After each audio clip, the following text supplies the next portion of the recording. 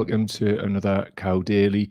Today we are joined by Dr. Julia Grace Patterson from Every Doctor, who are doing some fantastic work exposing private healthcare donations to MPs. And that's across all parties. Jules will be joining us in about 5 minutes, something like that. But I just thought I'd hop up as usual, say hello, see who's in the comments, that kind of thing, and just have a bit crack with you. But in the time on a tradition, here's some sitar music while we have a drink. I see he's popping up in the comments now, so if you could let us know you're about. I see some people are popping up. Leon's about, rocking the cow emojis. Zoe Jarrett, the E's, nice one. Bob Grady's here, E, back at you. Carlos just popped up. Carlos, I thought you weren't around today, mate. Nice to see you pop up though. Also, if you could get your questions in for Jules in the comments, and if you could do us a favour and just put a question mark on the end. It's just when I'm scrolling through them when we're live, it's just a lot easier for me to pull them up. And we'll endeavour to get as many as we can at the end. Obviously time dependent. We'll take it from here. Roy Collins in the house, nice to see you. Morning, my friend. Always a pleasure reading your stuff on the page, fighting the good fight as usual. Nice one. But Jules will pop up about 3 minutes and just bring us straight into the stream. The work that they're doing is tremendous. And I mean, obviously, people who've been here for quite a while will know that we were reporting on a lot of this stuff last year. So basically, I got in touch with Jules. I went, Jules, you fancy comparing notes? So this is us comparing notes. So looking forward to seeing what's happening. Dave Slaz, hello, Alan. I'm a first time call and I'm a bit nervous. For people outside the Northeast, he's referring to Alan Robson, the Flash and Blade. No inspiration for any of the work that we do, but a Northeast institution I was. Slaz, is he still on the radio? I honestly don't know if Night Owls is still going. 362 Boom 1, live and direct from Wales. Morning, brother, right back at you. Nice to see you. Hope that lake is doing you proud today as usual. So yeah, I'm just trying to get hydrated. It's an absolute mission at the minute with the amount of training I'm doing. But it's just like lush to be able to actually do training and not be utterly ill. Probably talk about with Jules about it actually, because some of you won't know. Jules and I did a podcast in the middle of when I had the whole long COVID-y, virusy thing, and it never came out because with long COVID you feel better, then all of a sudden, boom, you don't. And at the time, nobody knew. So there's ones with Sleaford Mods, Jackie Walker. I think they're on Patreon. But there's loads. Absolute back catalogue of stuff, and it's just one of those things where I've just went right for to move forward. We're gonna have to move forward, but it will come out these days. I think that's Jules popping up. Indeed, it is. I'll just take this mad music off. Should be coming in thinking what's going on. Right. Without any further ado, I'm going to bring Jules in. Jules, what's happening? Nice to see you. Hi. Nice to see you. Lovely to catch up. How are you doing? Definitely, mate. I was just telling them about. I decided to go live a bit earlier just before you came on, just to get everybody settled in the comments. But I was just saying that we actually did this once before, but it was in the middle of when I had some kind of virus or whatever. I thought it was better, and then now we know long COVID, you're better, and then you're not better, and then you're better and you're not better. So firstly, apologies it never came out, but really happy that we get to chat again. And I'm this really is live, sorry to hear that you were unwell. It's just been so awful for so many people, Mike. Oh, mate, how are you feeling at the moment? Do you know what? Now? Great, absolutely fantastic. But it's took time, and it's took a lot of false starts, and it's took. I mean, people who watch or listen to this will tell you I've done a bit, had months off because I just couldn't do it. Done a bit, but now I've had this kind of consistent production. Ironically, though, I was involved in a road traffic accident at the start of the year, so I had to take 3 months off. But it wasn't for the virus, so I was just unlucky. So it's just been one of those, mate. But we'll get into all that as part of this. How are you doing? Are you okay? Yeah, I'm good. I'm good, thank you. It never stops, though, does it? I mean, I think if you're doing anything in the world of kind of UK politics, campaigning, just feels like every day we wake up, there's some new dreadful thing that's happened, or a story, or a policy, you know. But no, I'm good, thank you. Everything's going pretty well, and every doctor is going really well. We launched our whistleblower portal yesterday because Right. a lot of NHS staff members are experiencing problems themselves and noticing problems affecting patient safety now, because the service has been so underfunded and under-resourced, and it's really difficult for staff members to speak up. So we've built a portal for them to submit information, and you know, so that we can hopefully bring some of that into the public domain, because I think the public are aware that there are a lot of problems, but the only way we're going to be able to push politicians into changing things is if we show examples of actually what's going on now because of their decisions. So but Definitely. it's good, kind of miserable, but you know, we're moving forward, and a lot of people are I think now becoming aware of the impact that politicians have had on the NHS. Yeah, I fully agree with you. I mean, I just want to give you like lots of praise for the work that you're doing at the moment, like exposing private donors to like private healthcare donors to politicians. And I mean, for me, the NHS is close to my heart, like it is for many people. Like it's obviously like, you know, it saved my life. I had a spinal surgery in the past. Without that happening quickly, I was planning to take my own life, you know. I was really desperate. Yeah. So it's like for me doing this with you, it means a bit more. You know, it's not just a journalism thing, it's a personal thing, you know. So when I see the work Well, that you guys have been doing, it gives me good heart knowing that there's people out there actually really doing the fight. So before we get into this, thanks so much for what you're doing, mate. I really appreciate it. that's really kind of you, Mike. I mean, I'm not working clinically anymore, and all I can do, I guess, is thank anybody who is working in the NHS, because it's an incredibly stressful place to work. It's getting more and more stressful as time goes on. And I think it's really horrifying to a lot of people, because if you train as a healthcare worker in the UK, your expectation, certainly my expectation when I was training as a doctor, was that you're going to work within a public healthcare system and that Yeah. everybody's going to get the care they need. And it's never going to be a career that's free from stress and free from challenge, because healthcare is difficult and you're dealing with helping people at their most vulnerable times. But the knowledge that you're creating a safety net for people is an incredibly powerful thing, that, you know, a powerful thing to be working within, and knowing that you're contributing within that sphere is incredible. And so for people who trained within that system to now have the rug pulled from beneath their feet in terms of their ability to provide what their patients need is causing such a sense of sort of moral outrage and difficulty for a lot of the staff members, because ultimately it's the staff members who are having to refuse people treatment when there's not enough to go around. And I think that's having a massive impact on people's mental health. Yeah.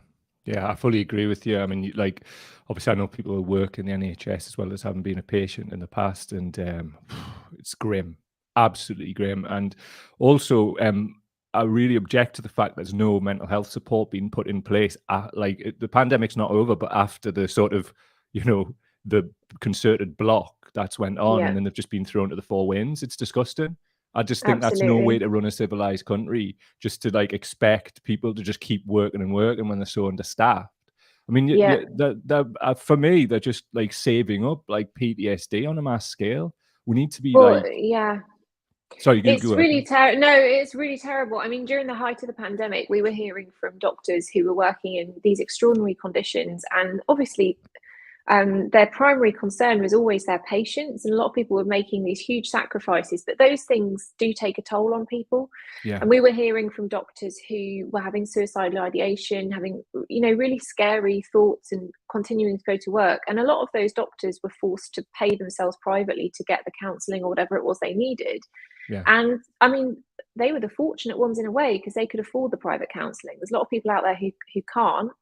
But every doctor did a campaign at the beginning of 2021 about this, about the trauma load that was being yeah, endured by NHS staff, and, you know, took out a full page ad in The Guardian, etc., etc. And the government were kind of pushed into providing a degree of support for a little while. They set up some mental health hubs in England, but it was no way enough for people. It was, you know, there weren't enough appointments, or when people did apply for the support, some of them were given sort of 6 sessions or 8 sessions of counselling or something. And you yeah, know yourself, Mike, with something like this, you need to have something open-ended where people feel that the support's going to carry them, you know, through the whole journey of whatever it is they need. And that's not been the case. So many people have been let down.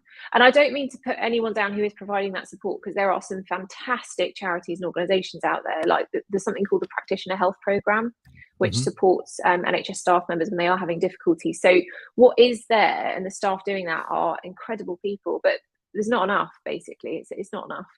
And if you think about it on systemic terms, right, if you've got the caregivers having that degree of trauma that they're absorbing, that they're not going to be able to deliver for their patients, because when humans are feeling under strain and they're not getting what they need and they don't have the capacity, your ability to care for other people is it's impinged. You're not going to have that ability to go in and absorb whatever it is your patients need you to absorb that day. So everyone's affected, aren't they? It's horrible. Oh, yeah. Oh, it's absolutely terrible, yeah. And I just think there's so much propaganda out there at the moment, like anti-NHS stuff. It's absolutely unbelievable to me that people I mean, you may have noticed it was like, we started reporting on things like last year, and when I got in touch with it, it was like, do you want to compare notes? Because do you know about the stuff with Palantir and Global Council and Peter Mandelson and Peter Thiel? Yeah, it's terrifying, isn't it? Just for people who might not know, I'm going to pull some slides up, yeah? And I'll read them out. And if you could just sort of like let us know what you know about it as well. Because we were speaking about this last year and people were kind of like almost like not believing what we had to say. So just bear with me, mate. I'll just pull it up. It's not really had enough coverage, has it? I mean, it comes like you see an article every so often, and it's like, what? Like, and then nothing. Exactly. Yeah. Right. Well, what we don't have is these slides. For some bloody reason, they're not there. Don't worry about it. I know this off the top of my head. Basically, Peter Thiel set up a company called Palantir, which is like data collection. Peter Thiel is like one of the founders of PayPal. PayPal, obviously, he did that with Elon Musk. So there's this whole like sort of like billionaire cadre of people who just seem to be at us for data. So Thiel employed Global Council, which is Peter Mandelson's consulting firm. Recently, they're being asked to go to China to do stuff. They've been doing things in Russia, basically trying to bring government contracts in. So Mandelson's been asked to do that on behalf of Thiel last year. Fast forward to now, that's happening. So there's something called the Palantir. I can't remember what is the name of I can't remember the name of the software, but it's software. So there was a letter that went out from the NHS to GPs, and they've been told to basically share information with Palantir. For you, what implications does that have for the NHS? It's the sort of subject that the public need to be informed about, because there's some bits of it that you can understand why data sharing could be a good thing for people's health in the future. Sure. So there's a lot of learning that can be done when you look at population health data in terms of outcomes and predicting public health measures that can be put in place to help people. And yet, I don't think this is being managed in a way where people know what's happening. And some of the concern from a lot of the campaigners who are working on this is that these projects are being set up by private companies, and there's not enough transparency about what the data is going to get used for and who's going to have access to what. So I think quite a lot of the concern is just that we haven't been informed adequately about what data is being taken and what's going to be used for. And my feeling, I guess, is that if that could be adequately explained, and if everyone could understand and agree to it, then it might not be a bad thing. But the problem is these things are getting pushed through without people being informed. And you probably saw yourself, Mike, last year, there was a couple of campaign groups raised a lot of awareness about what was going on. A lot of people opted out of having NHS data shared. So there's a couple of different projects about this at the moment. It's really, really worrying. And the other thing that worries me about the private tendering of these NHS data contracts is that there's been a couple of examples recently where, as the NHS gets privatised in various ways and contracts are up for grabs, private companies that are big and have a lot of resourcing are able to fill out the application forms and go through the tendering process in a way that kind of outcompetes a smaller provider, which might be the existing NHS service provider. And I'm worried about that as time goes on, because as the NHS services get increasingly outsourced, we've already got thousands of NHS services in England outsourced and run by either non-profits or private companies already. But I think as these things grow legs, and this is accelerating now, individual GPs who've probably run their service for years and years, for example, are going to struggle to compete with a US healthcare private insurance company who, you know, this is an industry for them, and that they are very well versed in going through these tendering contracts and winning these contracts. And there was an example recently, I think it was in Lancashire, where the local patients pushed back and have kind of halted a private company taking over their GP surgery temporarily. But, you know, that's one example in a whole sea of examples here. And I'm worried about that. I think big industry, big companies, big tech, whatever it is, are finding ways to swoop into the NHS in sort of more significant ways now. And, you know, NHS data is one example of that. And I also think, Mike, sorry, this is slightly going off at a tangent, but because our concerns about the NHS are so immediate at the moment, because, for example, people are calling an ambulance and it doesn't turn up, or the A&Es are so overrun that people are receiving life-saving treatment behind a sheet during the last winter crisis, awful stuff. It means that that's the focus of our attention. And while that's immediately important, obviously, we're losing sight of some of the other stuff that's going on. It's sort of happening just outside of our eye line because the policies are getting pushed through and we don't have enough attention to be focusing on the here and now, you know, the emergency stuff, but also the sort of NHS data, or, you know, the bill that went through Parliament in 2022, breaking NHS, you know, fragmenting it further. There's all this stuff, it's all sort of moving forward, and the public isn't being informed quickly enough to kind of respond at each juncture. It's terrifying, and it is accelerating now, I think. Yeah, that's it too. Yeah, I mean, just to your point before, like, data collection could be a real win for the NHS in the right hands, you know, with the advent of quantum computing, artificial intelligence. If it's directed properly, it can really help patient outcomes. But it's about trust. I do not trust Peter Thiel, a man who said that the NHS damages or harms patients. Yeah. Like, you know, that is crazy to me, how he's been awarded a contract. But when you think about Mandelson, and I know you've like run into some issues with the Labour Party and other politicians, but mainly Stella Creasy and Wes Streeton. Speaking of Mandelson, Wes Streeton's basically his little familiar now.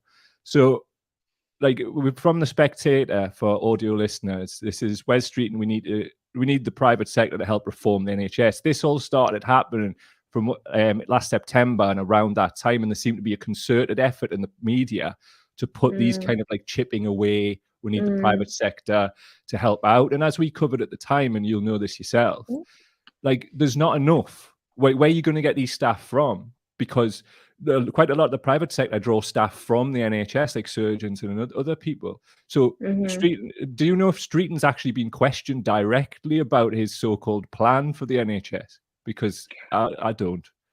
I've seen him respond to some questions people have had about his, you know, are you going to privatise the NHS? And he's responded, no, I do not intend to privatise the NHS, or words to that effect. But I think what the Labour Party are currently losing sight of is that if we want the future NHS to be able to care for people properly, then the work starts now in investing in the public service and paying attention to what happens in the NHS, paying staff properly, retaining the current workforce, supporting the staff, and throwing the money there. That's what's needed in the long term. And I think any sort of focus on how the private sector can help the NHS is actually a bit of a red herring, because I think if we were being really pragmatic right now, we would probably recognise that with NHS waiting lists as long as they currently are, we've got over 7 million people in England alone waiting for treatment. If we were to throw everything we could at this situation to try and help patients as quickly as we could, we probably would need to utilise the private sector a little bit in the short term, just as a sort of additional measure, as one of, you know, a whole range of things. So I don't out and out think that's not needed. I think it is, but I think there's this myth that's coming from the Labour Party about how much capacity the private sector has to help in this situation. Private sector is tiny in the UK. It's growing very fast, and there's lots of articles coming out from business magazines that are showing that the private healthcare industry are sort of swooping in and are delighted about the situation because people are so desperate that they're now turning to private healthcare. But as it currently stands, there is a tiny proportion of healthcare workers working full-time in the private sector. I can't remember the exact figure, but it's less than 1,000 full-time doctors work in the private sector in the UK, according to some BMA research they've done in the last couple of years. And the number is growing, but it's still dwarfed by the number of doctors working in the NHS, which is something along the lines of 160,000 doctors working in the NHS. It's something like that. Don't quote me on, well, it's on a podcast. But anyway, if you looked at the two numbers, they are worlds apart. And as well as that, there's a bigger group of doctors who do a bit of part-time work in the private sector, but they're also NHS employees. And so if the Labour Party are saying that they're going to focus on the private sector in order to save the NHS, then what they're actually doing is just poaching NHS staff, and diverting them into working for a private company, which makes absolutely no sense. They could just pay the staff better and get the work done in the NHS, Oh, totally. I mean, it makes no sense to us, but if we look at it through the lens of the Mandelsons and the Streetons and these type of people, they're clearly wanting to privatize the NHS. I mean, I could, and we do back that up with evidence as we go along, and which is one of the reasons I was really interested to see how, like, Stella Creasy, like, I don't know what she was thinking about on Twitter. I mean, we'll pull that tweet up in a bit, but if you could just sort of speak to what's happened recently. We've got. You've put this out here. We sent an email last night to our mailing list, naming the MPs with the strongest financial links to the private healthcare sector since the last general election in 2019. Buckle up, because this is shocking to us. And we have this on the screen for audio people. I'll just read a few out. These are private healthcare donors, am I right, to politicians? It's not just donors. So there's politicians who are earning money for working for private healthcare companies, or from companies who have an interest in private healthcare. So it could be an investment firm, for example, that has big investments in private healthcare, and it's donations that are being made to the politicians, and it's also gifts of hospitality. So some politicians are registering that they've had an £1,000 gift of hospitality from one firm or another or whatever, and sometimes that's like a ticket for an event or things like this. But it's links being forged basically with people who have an interest in the private healthcare sector. Understood. So it does vary, but I mean the sums are absolutely enormous if they're all set out here. We're really worried about it. I think a lot of members of the public are very worried because the political climate at the moment is such that people are concerned already. Many people are concerned about the intentions of politicians and who's benefiting from some of the policies they're pushing through. And I think we would be really naive to think that huge sums of money would be gifted to politicians without any benefit being received. It's like these are transactions, and I think we really need to be clear about that. And a lot of people, as you probably know already, Mike, are like having a lot of negative thoughts about MPs having second jobs, third jobs, receiving donations. It's really problematic. So we decided to highlight what was going on, essentially. So we've pulled this information from the MP Register of Interest, which is already in the public domain. And I think some people have been really shocked to see that it's not just Conservative politicians who are receiving this money. And I think it comes into the sort of wider landscape, as you're saying, Mike, that there's been rhetoric coming from the leadership of the Labour Party, certainly in the last 9 months or so. Keir Starmer had made a pledge when he was being elected to become Labour leader, saying that he was going to remove outsourcing from within the NHS. Not all outsourcing of services is done by private companies, but some is. And he's dropped the pledge. So he's dropped this pledge to remove outsourcing. And that's been a huge concern to a lot of people, because I know of a lot of people who voted for Keir Starmer to become the Labour leader off the back of that pledge. It was enormously important to him. And so when you then look at these sums of money coming to these politicians and aiding them to do their work or to benefit the causes that they choose to support, those links are really troubling and they're really worrisome for people. So we're not pointing the finger at any one of these politicians and sort of accusing them directly of corruption. I think there's, you know, those words are sort of swirling around right now, aren't they? Yeah. But I also think you've really got to think to yourself, who's this benefiting? Who is this money benefiting? Because people don't just give large sums of money. I mean, it would be lovely to think they would, wouldn't they? But there's a reason that these large sums of money are given. Yeah, always. Lobbying's a real problem in politics because it's people seem to get elected, like as they say, on the will of the people. And then when they get in, it doesn't seem to be about the will of the people anymore. Just for audio people, I'll just read a few names out. So at the top, we've got John Redwood, the Conservative. That's 699,250. Below him, Andrew Mitchell, also a Conservative, 395,000. Yvette Cooper, Labour, 295,205.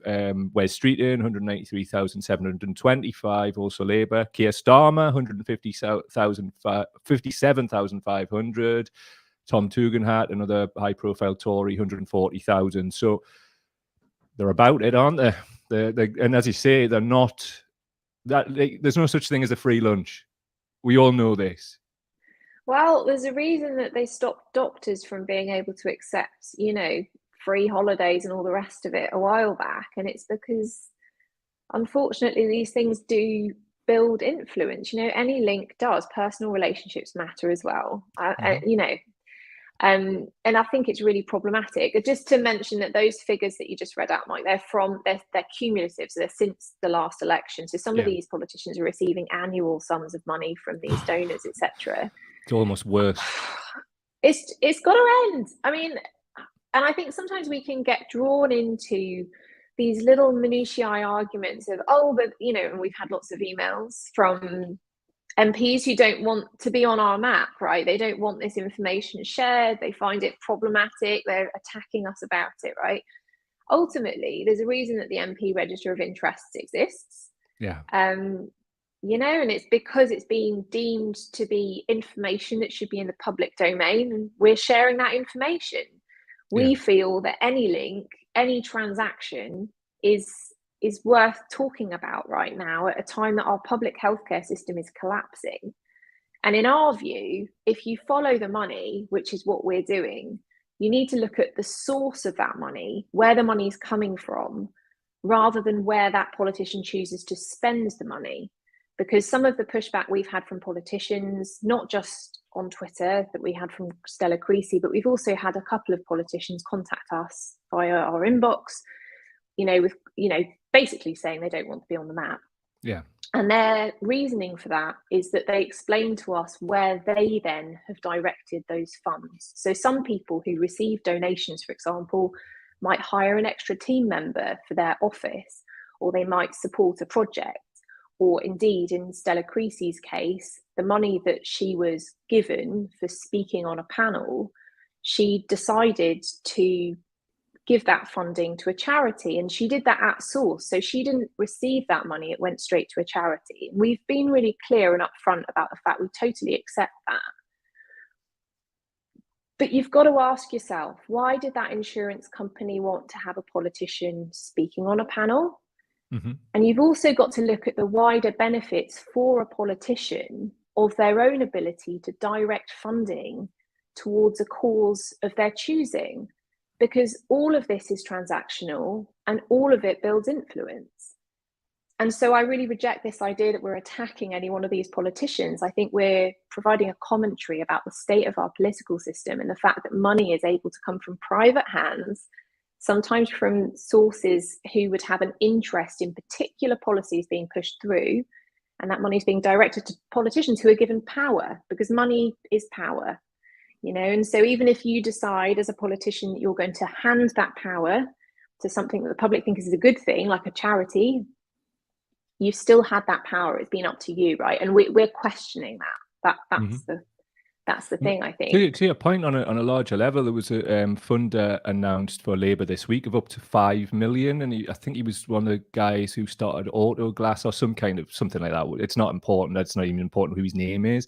He's not put that in. He didn't put that in when, say, for example, Jeremy Corbyn was the leader of the Labour Party, because he doesn't support his worldview. but he seems to support the worldview of Keir Starmer's Labour Party. So that's why we're seeing all this money coming in. He's not doing that for no reason, like No. that, and that's on a huge level. So I would suggest that, what Keir Starmer's broken all these pledges. If he'd stuck to these pledges, no 5 million. But he needed to put these pledges in because, as you said, members of the Labour Party voted for him on that platform and thought it was continuity Corbyn in a suit. So it was going to save the NHS. He's lied about that, and now they're taking money. So it seems to me on false pretenses. So it's kind of like, well, it doesn't seem to me he's broken those pledges. So that's a matter of record, Sorry, you go ahead, man. Yeah, no, yeah. I mean, and I think with all of these things, it's just worth scrutinizing what's going on and asking questions of ourselves and of politicians, right? Because, okay, so some politicians would think it's all right to receive a donation or earnings from a private healthcare insurance company to fund their office. But a line's got to be drawn somewhere. And so I think it's worth us asking the question, all right, then, so if you were approached by an oil company, would that be an okay thing for you to receive a donation for to aid you to recruit a new staff member? What if it was a firm that we knew had sweatshops or had other practices which didn't support human rights? Would you take that donation because you were able to support a local charity? Would it be worth it? Would that support your constituents? And I think those questions are worth asking because in our view, and this is as a campaigning organisation who are fighting for the future of the NHS, we believe that no individual and no company who have an interest in the pursuit of private healthcare and profiting from healthcare should be funding our politicians. That's our view. And obviously, politicians are free to disagree with us because that's democracy.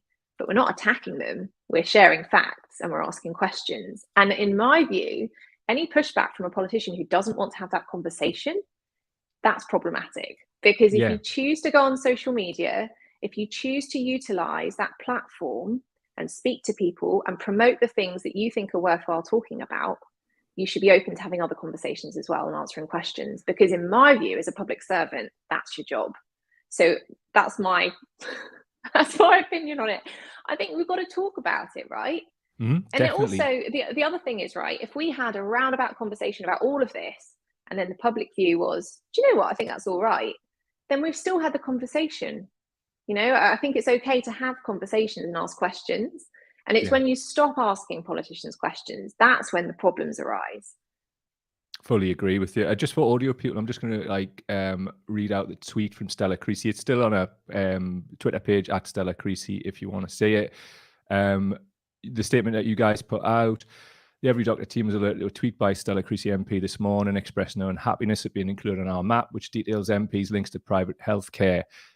Creasy has quote tweeted this with, "This is unhinged. No, I am not in the pay of a private healthcare company because they made donations direct to my local night shelter. When asked in lieu of speaking fee, neither are Bonnie Gray, Torsten Bell or Arlo Brady, who also spoke, learn the difference before mudslinging." For me personally, as a member of the public, seeing an elected representative of us as the public going on like that and just coming at you guys with that energy publicly smells. And I'm speaking as not as a journalist or anything like that, as an NHS patient. That stinks. It stinks in terms of like how they're actually talking to you on a human level, but it also stinks in terms of like in my experience with people, if they go on like that, they're generally feeling a bit guilty. I mean, that's not just in a professional, that's just as human beings. I'm 46 years old. I have observed people in those times. And I mean, that's me saying, and I'm not putting words in your mouth for clarity. I fully own those words. Come at me if there's a problem. Don't go at Jules. Because I just cannot stand what I'm saying as an NHS patient. I can't stand it. Not just as that, but as somebody who's got elderly parents. They didn't work all of their lives, right? And then not rich people, they're working class people, they need the NHS, right? They've worked and, like that, they've worked in physical jobs so that they need care, And I'm worried what's going to happen next. They've already paid for the care. They don't need to be paying anything, or I mean, Streeton's saying it'll be free at the point of service, but politicians were saying a lot of things, and we can't trust these people. It's been proven time and again that they lie. I mean, Starmer's 10 pledges is just one. And then if Mandelson is Starmer's special advisor, which he is, and he's linked with Palantir and Peter Thiel, as an NHS patient, I have deep concerns on that world level about what is going to come next in terms of US private healthcare. I know just a bit of more background. When Trump was still elected, and he could get elected again, they were talking about this post-Brexit trade deal. Corbyn had come out previous to that, and he'd shown this, which was the dossier. All the media went on about was Russia and obfuscated the entire thing. Bringing it back to now, we've got a completely different set of people who seem to be linked to these people. So if we've got a Trump funder in Peter Thiel, and Trump maybe can get in, and Trump said out the corner of one mouth, "Oh yeah, can't wait to come in and like get healthcare in," and then he wasn't meant to say that. I remember that distinctly. We've got a problem on our hands, and we need to actually diagnose the problem as we are and do something about it based on that.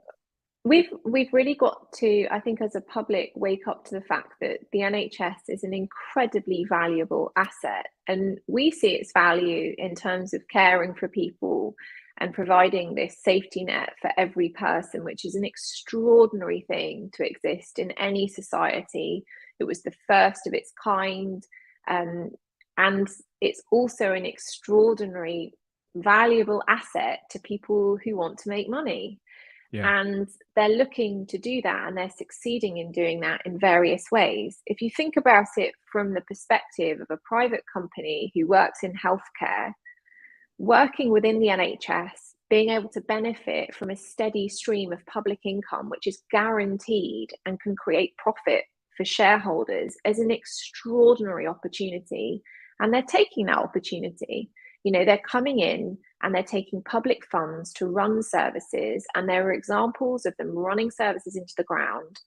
And when things go wrong, those companies can extricate themselves from the NHS.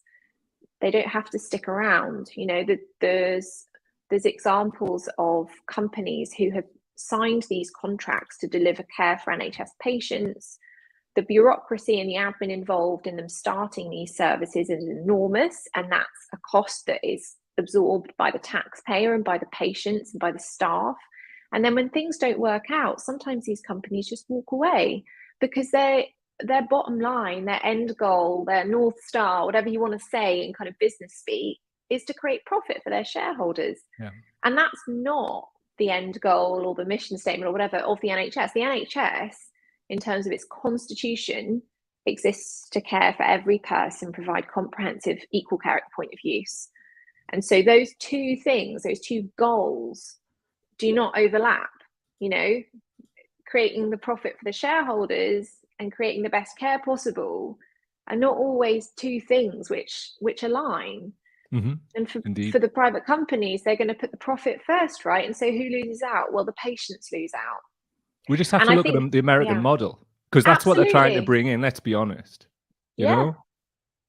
Well, I mean, one US healthcare insurance company has now bought up a great number of NHS GP surgeries, and there's already been a BBC Panorama documentary about problems that are arising because they're changing the staffing models.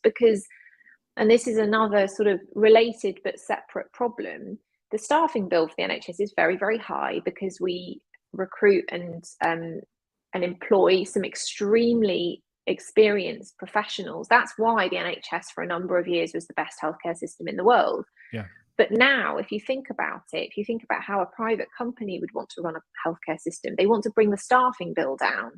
And so we have fewer and fewer of the highly skilled, trained professionals and a much larger workforce of less experienced staff members who are paid less. And it's not good for patients.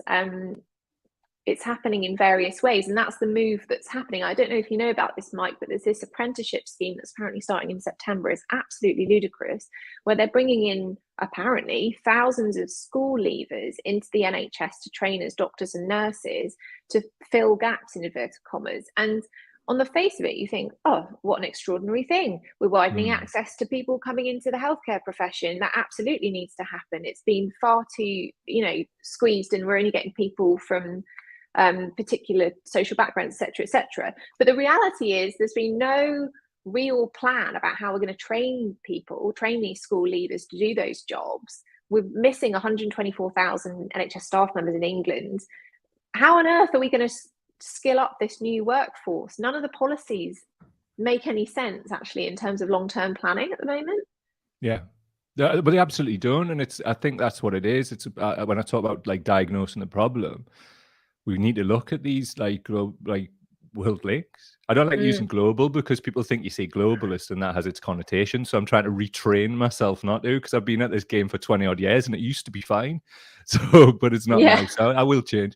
What I do want to talk to you about is your book. I actually didn't know when I asked you to come on that you'd written one. I just saw it today, actually. Critical Why the NHS is being betrayed and how we can fight for it, by Dr. Julia Grace Patterson. What's the focus of it, and can you just tell us a little bit more about it? Because I need a copy. I need to read this. Oh, I can send you a copy. Please do. It's coming out 2 weeks today. Great.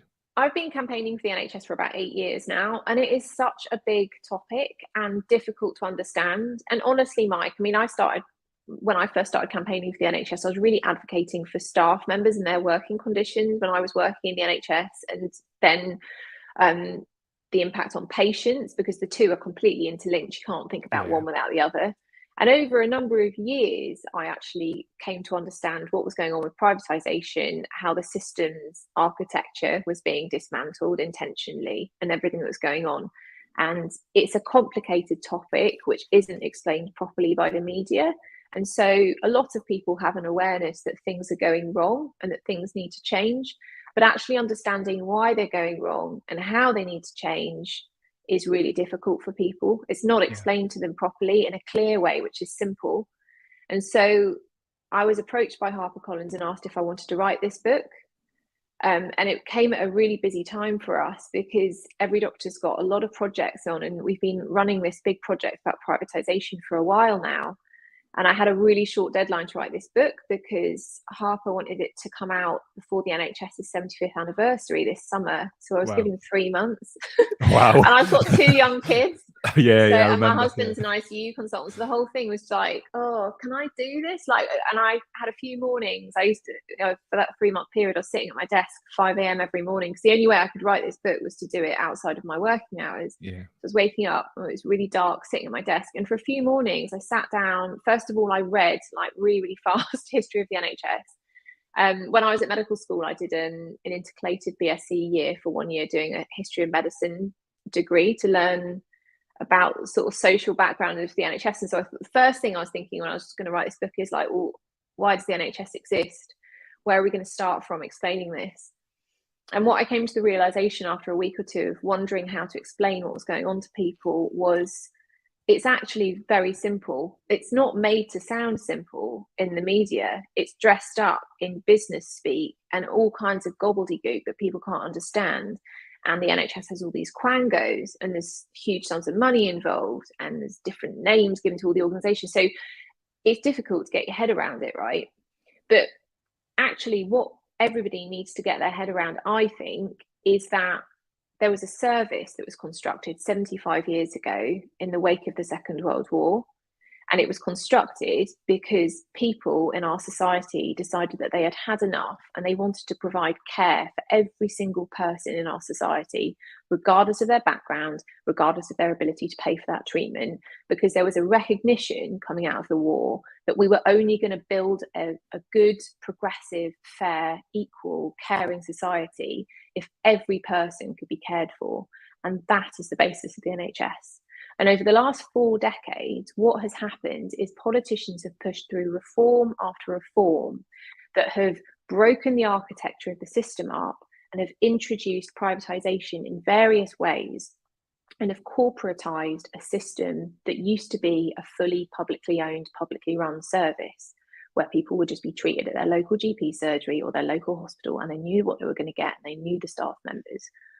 And what happened is that after these reforms were put in place one by one from the 1980s onwards, this particular government, since 2010 onwards, has starved the service of the funding it needs.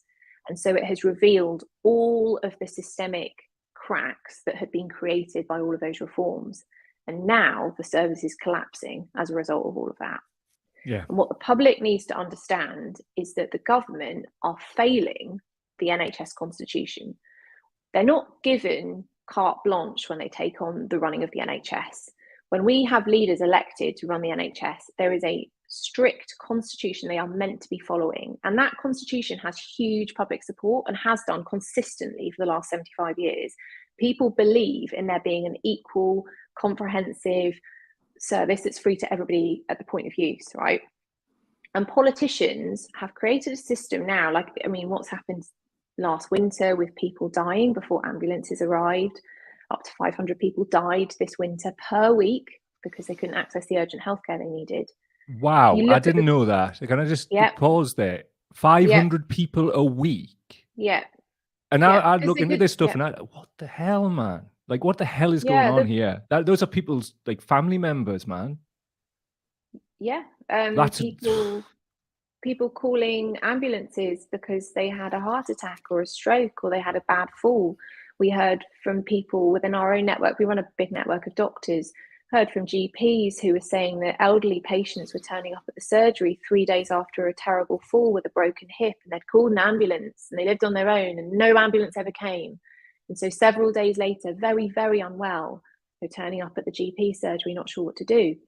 Or we were hearing about patients who had, parents of babies with sepsis in hospitals who were choosing voluntarily to discharge their baby from the care of the NHS hospital because it was so bad, because it was so overcrowded, and because the medication wasn't being delivered on time, because the staff couldn't cope.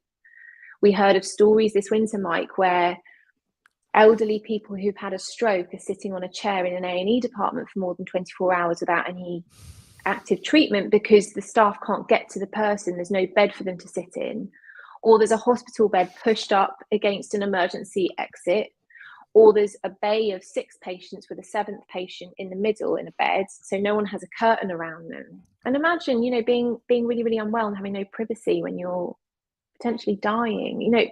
It's inhumane, and it was a humanitarian crisis this winter, and the same will happen this winter. And the same will happen the winter after. This is the situation we're at now in. The NHS is collapsing. And people need to understand that the reason it is collapsing is because politicians are they've willfully changed the structure legally so it doesn't function properly. And now they've pulled the funding down to the point that we cannot care for people properly. And so we're failing the NHS constitution.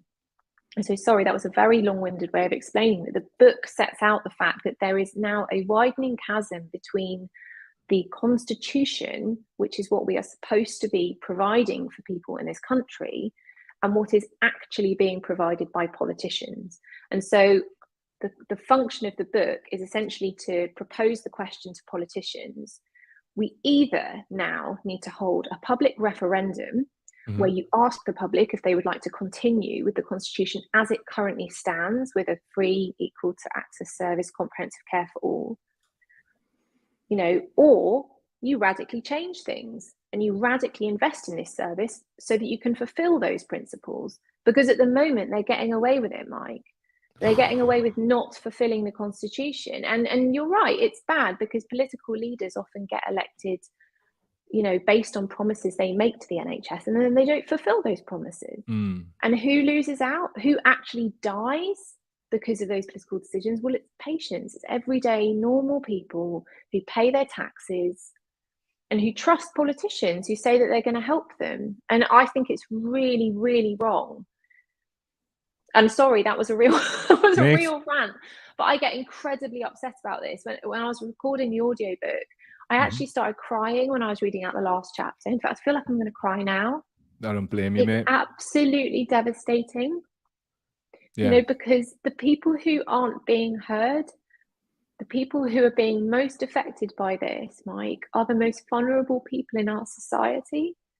The people who are elderly, or the people who are disabled, or the people who have severe mental health problems.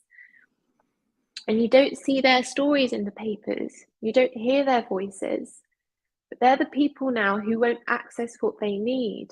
And if we're not careful, if we don't stop politicians in their tracks and demand what we need, then we're going to end up in a system like they have in the US, where people who, don't have as much money have a terrible, some people have terrible lives because they can't access what they need. Can I give you an example? And I mean, I don't really mean to speak about myself, but like you're setting me off as well, and I want to try and jump in just to like give you a break, I well spoke about before. I didn't give the sort of background. Like I used to do ultra marathons and things like that. Done my spine in. A lot of stuff happened in my life at the same time. That I couldn't actually go out and train, which was one of the things that was helping us with it. So I was basically stuck in bed, 3 discs done. And if I, at the time, which was a few years ago, it was 2017, and I was lucky that I got a referral to a surgeon. I mean, I told them, I says, look, my mental health is shot here. I've got suicidal ideation, and that, I think that's what brought it on. If that hadn't happened, and probably not going to happen now, I'd have just killed myself. I'd have just done it. I just couldn't take it anymore, the pain. It went on for so long. And as I say, it was on top of work, like other personal problems too. Because people have complicated lives and they have lots going on, and people have a lot of stress that they don't always, it's not always visible when people are struggling. And Mike, it's absolutely terrible that you went through that. But you're also an articulate person, and you found it within yourself somehow to explain that, which I'm sure was really hard. It was very hard, yeah. And there are people who aren't able to explain those things. I mean, my background, I don't work clinically anymore. I campaign for the NHS full time, but I used to work as a psychiatry doctor, and I worked in London for most of my career. And a lot of the patients that I was caring for, Mike, if there wasn't a public healthcare system which was functioning, a lot of my patients wouldn't have had care. They were people who had severe and enduring mental health problems, which had affected their lives in really severe ways. And often it had impacted on their personal relationships and their support networks. Often people were struggling to get work or to hold on to jobs. And I think the NHS is something really special because it cuts across our society and it gives everyone a chance in ways that, in lots of other ways, our society doesn't give other people, doesn't give everyone a chance. Yeah. But the NHS does give everyone a chance. And so I don't think I'm in the minority in thinking that we should be protecting that. It's a really special thing. And it particularly aggravates me when we have politicians who say that they're left wing, say that they're progressive, and they're not protecting it. It's one thing, it's one thing for right wing conservative MPs to not protect it, because some of them at least are upfront about the fact they're not going to protect it, Mike. At least they're honest and they say, I believe in a free market economy and I don't believe in the NHS. Then at least you can have a conversation about it. Yeah, exactly. You know what you're dealing with then, don't you? But that's the problem. And I think that's the thing with the Labour Party, where they're just trying to like be all things to all people. Well, under the surface, there's all kinds going on. And I, for one, I'm not going to just let them get away with it. And it gives me a lot of hope and heart to know that there's people like you doing what you're doing. And I just wanted you to say before we go separate ways, I respect you. I respect everything that you're doing. And I think it's important that we all encourage each other, because I don't know, as British people tend to not do that. And I'm trying to break through that. You got a lot of hassle for your work, but you're telling the truth. And truth tellers get hassle. But ultimately, history will prove you right. I think the thing that really gives me a lot of heart, Mike, and a lot of hope is the fact that more and more people are kind of getting over that barrier that we all have about kind of, shall I stay quiet? We all do it, don't we? I mean, no one likes to make a scene. No one wants to upset anyone. I struggled with it for years, quite honestly. But I think you got to hit that point, haven't you, where you think, I'm not comfortable with this anymore. It's making me feel deeply uncomfortable and I'm not okay with it. And it's really nice actually to see that I think a lot more people are starting to speak up and realize they're not on their own. It actually gives us all a lot of strength, I think. So thank you so much for running your podcast and bringing this amazing community of people together, because I'm sure everyone listening to this or watching this gets a lot out of it. I know I do. It's like, it's fortifying in a way. Yeah, definitely, mate. I like having these conversations because it like raises me up, and as I say, I understand there's other people doing other things, because a lot of the time we work through a screen, so it's really Yeah, uplifting to like spend nearly an hour with you. You know what I mean? And you've been so generous with your time. And all I can say is you've got allies in us, and we've got a good community. And like some of the people in the live chat there, they're clinically extremely vulnerable people who need the NHS. And like, I can get out in the world again now, and I'm not going to pull the trap door up just because I've got better, you know. And I no, think that's given me more heart. I mean, I was a community worker for 20 odd years, working with hard to like reach young people. yeah, They I don't think any of them could afford private healthcare, strangely enough. no, So I'm going to no. bat for them. I'm going to bat for me. I'm going to bat for my family. I'm going to bat for you and anybody else who cares. Because if we lose this, we're never getting it back. And Exactly. Exactly. The politicians, not all of the politicians, some of them are brilliant actually. I don't want to put every politician down, yeah, because some of sure. them are doing a fantastic job fighting for the NHS, right? But a lot of the politicians are pushing through these things, and unless we do something fast, it's going to end. We're going to lose it, because there are important and rich people who have interests here, and they're the ones being listened to, not the public, and the public aren't being served by any of this. So anyway, if anybody would like to know more about that, the book comes out in 2 weeks' time. It's not Great. a fat book. It's the kind of book that you could read quite quickly. Yeah, And if you want it, or if you maybe you already understand all this stuff, but if you, for example, want to give it to someone who doesn't understand all this for yet, sure. it's quite easy to read. So um thank you, and thank you so much for hosting me, Mike. It's lovely to chat to you. Yeah, it's great, mate. And like for me, it's a bit of a completion cycle, because like when we last spoke, I was really desperately ill and just trying everything to get my life back. And it's lovely that we can actually talk, and this is going to go out and everything. So it's, for me, it's like a bit of a marker in the sand, so to speak, that I've got more healthy, which is all for me, Yeah, all the more reason to use some of this energy to do work like this. And so I really appreciate your time, mate. And don't be a stranger. Do get in touch. And if thank you you. need anything from us, it's Thank there for you. you. Well, thanks everyone, and I'm really sorry if I've depressed anyone this No, morning. mate, we depress people every day, so they're used to it. But now you haven't. It's like information's power, as we say, and if we don't Yeah, proliferate this stuff, like imagine like even one person's like, I didn't know that, you know. But there's people in the comments there that didn't know yeah, about Palantir, they didn't know about some of the things that you're saying, you yeah, know, and yeah, that is power.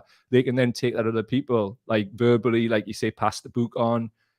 That's the thing. We can verbally speak this into existence, and eventually we'll hit a critical mass where, you know, people need to be held to their pledges at the next election, and yeah, need to be work leading into that as we are, to so people can make an informed choice. I'm not telling anybody who exactly. to vote for. You do you. Yeah, But what I am yeah, saying is do it on the basis of what benefits the most people. And as we say, yeah. if we lose the NHS as a main pillar of, to me, it's the only thing I can think of that I'm proud of about the country right now. You know, Mm-hmm. people talk about being proud to be British. I'm proud of the NHS. Mm-hmm. Proud Well, a of, lot of proud of, people are. There's been polls actually of kind of what makes you proud to be British, and it comes out on top or close to the top. And then you get these. I mean, I'm just ranting on now, but you get think tanks or people who are Mhm. associated with think tanks being allowed to write opinion pieces saying things like the NHS is rubbish, and you think, why on earth is the mainstream media profiling someone who works for a right-wing think tank to say this sort of thing about the NHS? It's just absolute nonsense, But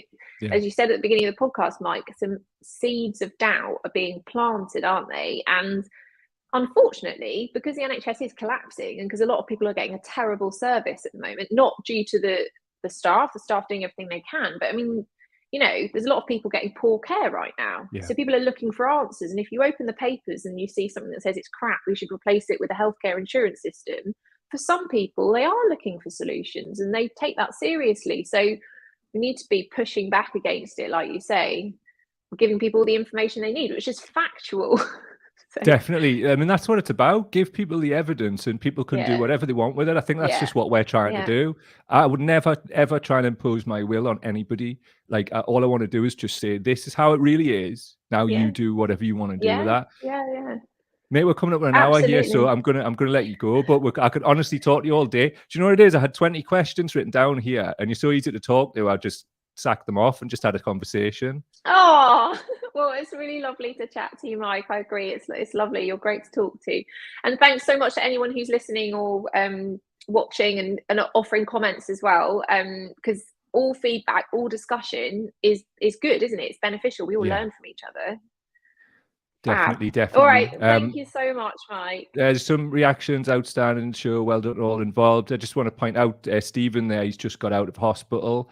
NHS literally saved his life, and he was in the comments from the ward. Stephen's a care worker, and he worked throughout all of the lockdowns, and we're trying to work out whether it's a long COVID thing. He was in the lung ward, and then he was put in the heart ward, so he's out now, and so big up Charla and everybody else in the comments. I wish we had time for showing them the most, but outstanding seems to be the general consensus in the comments there. So big up everybody who's tuned in today, and yourself, Jules. Like I say, anything you need, mate, just let me know. Anything coming up, come back on if you wish. Out you like, mate. We've got your back, guy. Thank you. All right, guys. More, go to everydoctor.org.uk. Cheers, mate. Speak to you soon, eh? Bye. Bye. See you later. That was Dr. Julia Grace Patterson there. Lovely person, great human being. As I mentioned before, we did speak during the time when I was ill and up and down, and it's just lush for me to be able to actually do this. As you can see on the screen, and also for audio listeners, everydoctor.org.uk to find out more. Thanks so much for being in the live chat. I was going to sort of bring a few of you in, but we got a bit emotional at the end, and I didn't want to sort of like keep Jules long that out, you know. And I was getting a bit emotional as well. Look, this means everything to me, everything. The NHS, as I've said many times to people who've watched or listened for a long time, it saved my life. That conversation would not have happened without it, and I will give my life to defend it. I'll see you later, everybody. Please share this with people and inform them what's really going on. Catch you later, man. Probably tomorrow, Friday, if you're listening after the fact. So there'll be a show there if you're listening in the future. Goodbye.